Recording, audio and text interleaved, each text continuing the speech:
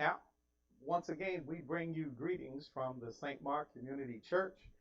Uh, this is our Wednesday church update. Uh, Glad to report that God is still on the throne. Amen. And remember that this too shall pass. This is just to bring you some information, some updates as it relates to how the coronavirus has been impacting the world, our country, and our state. Thus far, we've had 3,111,773 cases of the coronavirus worldwide. We've had 216,857 deaths. Again, that is worldwide as of yesterday. Within the United States, we've had 1,011,600 cases and 58,343 deaths. We are now closing in on 6,000 deaths here in the United States. In California, we've had 46,033 cases and 1,864 deaths, again, here in California. Now, remember, these are not simply numbers. These are individuals whose lives have been lost, whose families have been impacted. Somebody's mother, father, child has died. And so we don't want to simply think of these in terms of numbers, but we want to remember that these are people who have died. As a result, we need to stay safe. This is not over yet. The most vulnerable in our society must be protected. And that means those who are over 65, those who have underlying health conditions, or with a compromised immune system. If you know any of these individuals, we encourage you not to spend time around them, stay away from them, in that they are the most vulnerable to this disease. Remember that most people, however, who come in contact with COVID-19 recover without hospitalization. They recover, and many don't even know that they have it. Many have no symptoms whatsoever.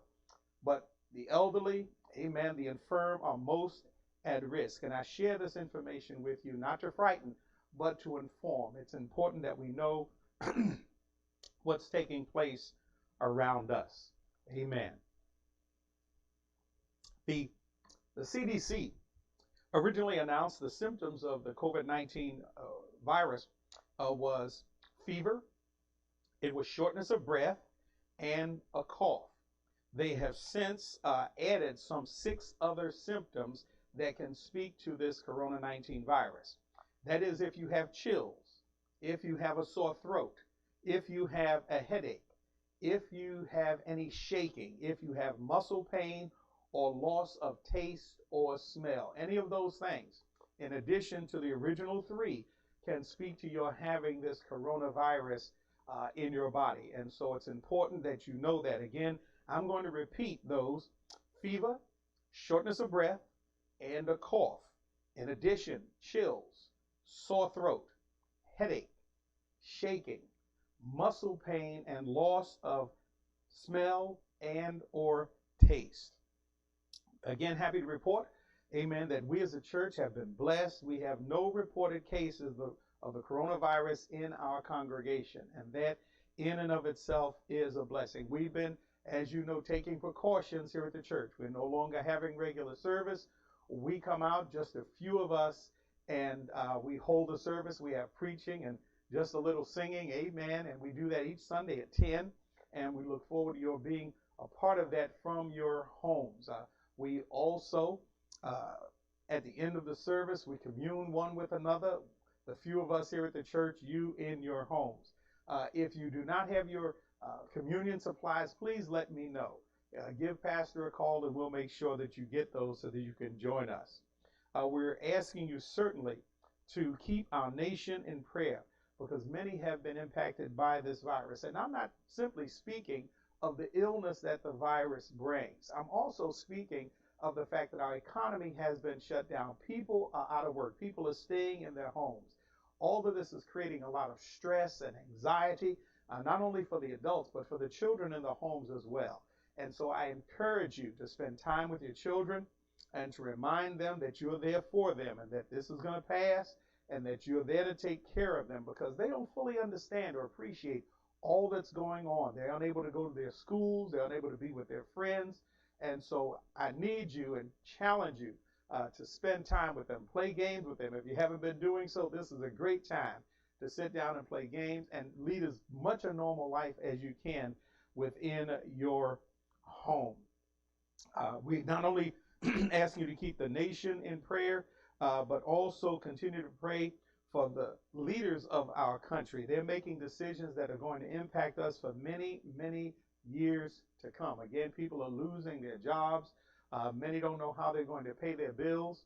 And so it's important that we keep them in prayer.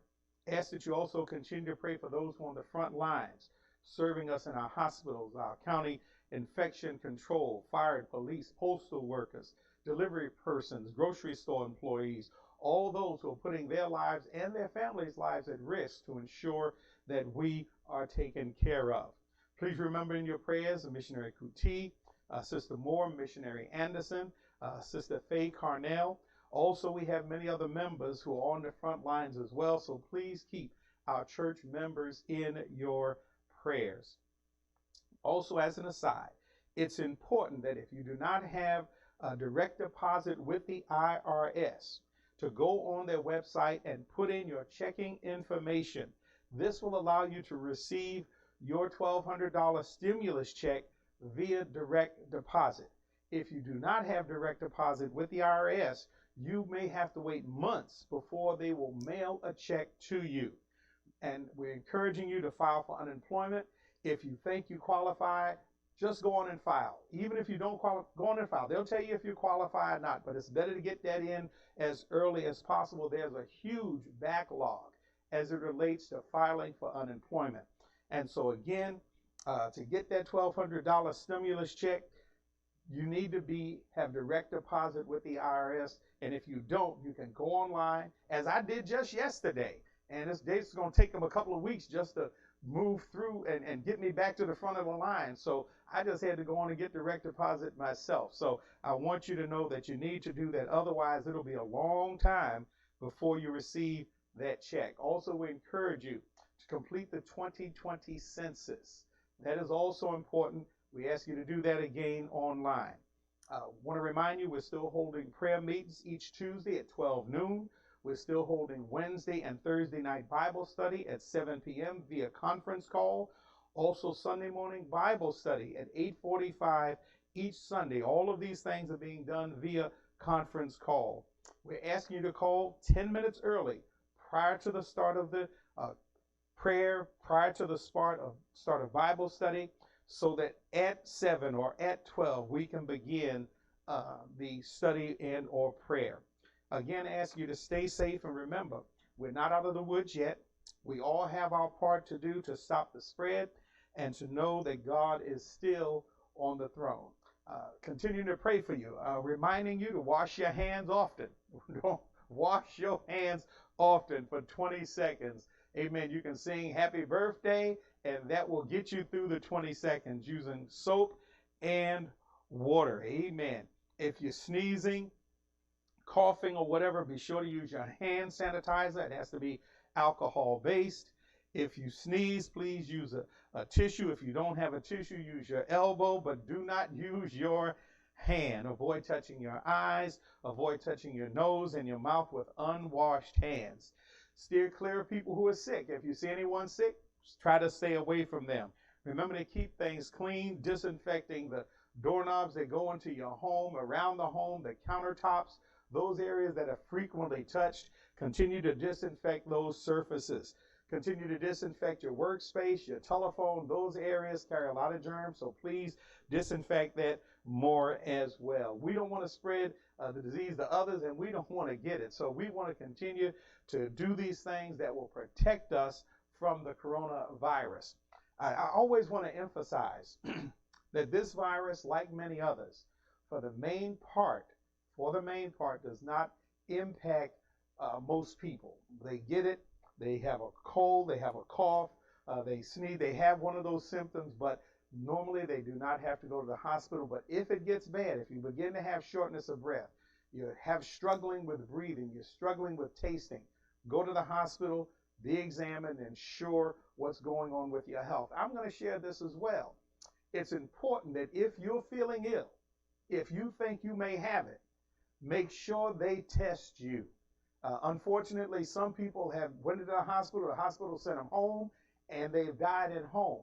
So I want to challenge you and encourage you. Don't let them just send you home if you're feeling bad. Make sure they test you to find out exactly what's going on with you. We'll continue to keep you in our prayers. We ask that you would do the same. Continue to keep us in your prayers. We look forward to being with you on Sunday in worship. Amen. Via the internet. And also next Wednesday, look forward to sharing updates with you at that time. And it is my prayer that we will have better news in terms of the virus tamping down, reaching that peak, and then beginning to come down. Again, God bless you and God keep you.